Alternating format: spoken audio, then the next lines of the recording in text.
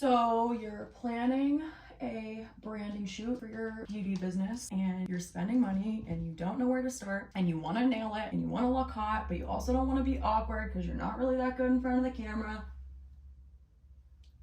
I'm Jenna and I'm going to help you get through from lighting to finding the right photographer, picking your outfit, and everything in between. Hair, makeup, obviously too. I don't have time for this right now. Just roll the footage.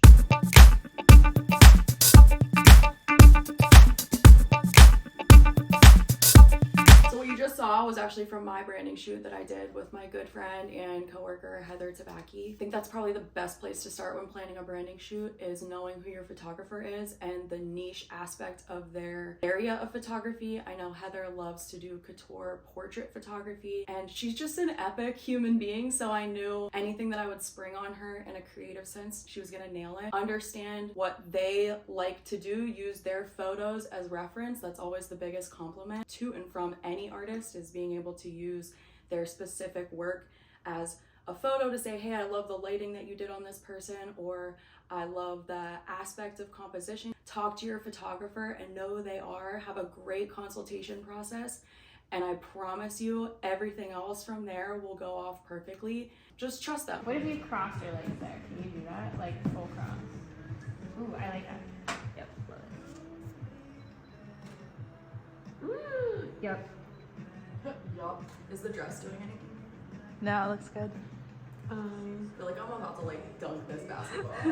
Can you put that on top? Once you've hired the right photographer for you, it's time to define your brand, figure out exactly what you're going to use these images for. Do you need them for social media? Do you need them for your website? Do you need video just as much as you need still images? Should you shoot horizontally versus vertically? All of these things will play a factor into what you're achieving and how clearly you're able to achieve that goal during your shoot. Think about lighting and backdrop just as much as you're thinking about wardrobe. Choose color palettes that resonate with your branding and your personal aesthetic. This way, your future clients basically get a first impression before they get a first impression. Everybody's meeting everybody digitally these days, and it's important to have a proper representation of who you are in a digital sense before anybody actually meets you in real life. It's also important to clearly define what your brand aesthetic is. How are you going to play that into these photos? Whatever the vibe, you have to clearly communicate that into your photos. So for instance, for me, I believe I bring a really fun and warm energy to all of the gigs that I'm hired to do. So I really wanted to play with warm sun lighting and a prop. Something really fun and party-ish, like a disco ball. I'm also really influenced by the 70s, so I wanted to incorporate something that had that kind of nostalgic vibe. I also wanted to have fun with the idea of getting ready, because in essence, as a hair and makeup artist, that's what I'm hired to help you as a guest do. For my process of getting ready, I'm usually on the floor, really close to the mirror, or I'm in the bathroom, sitting on the bathroom sink. So the idea of shooting in Heather's bathroom felt relatable and comfortable to me, and conveyed the sense of friendship and relatability to my guests. Speaking of hair and makeup, if you do not have hair and makeup provided to you through your photographer, I would highly recommend hiring somebody that you trust to do that for you. One, it gives you a huge confidence boost when it comes to actually showing up camera ready. A lot of the time, the makeup that we do on ourselves every single day is a lot lighter than what you need to show up on flash photography. And not saying that you need to have really heavy, cakey makeup on, but there's a fine line between showing up in your everyday hair and makeup and expecting it to translate on camera. There's definitely a hyped up element to hiring a hair and makeup artist, and it also takes that stress and pressure off of critiquing yourself. Sometimes when your hair and makeup doesn't go correctly and you're the one responsible for it, it can feel burdensome. So give that off to somebody else and enjoy your experience. You're already dumping money into doing these branding shoots for yourself, so you might as well splurge for the hair and makeup too. Last time we did this though, I was short and blonde. That's so cool. You look totally different. I know, I feel like that's why you need to keep doing same. pictures I like have this, bigger because I look so different. Seen,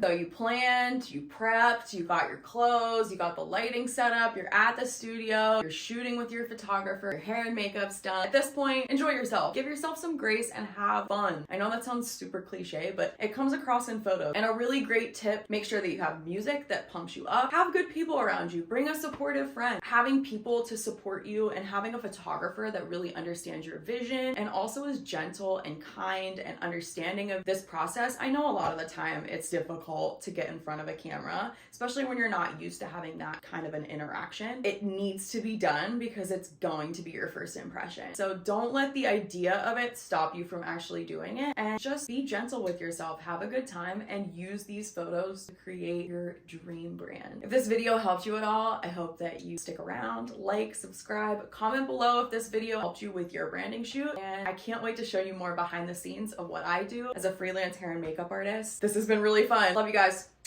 See you in the next video.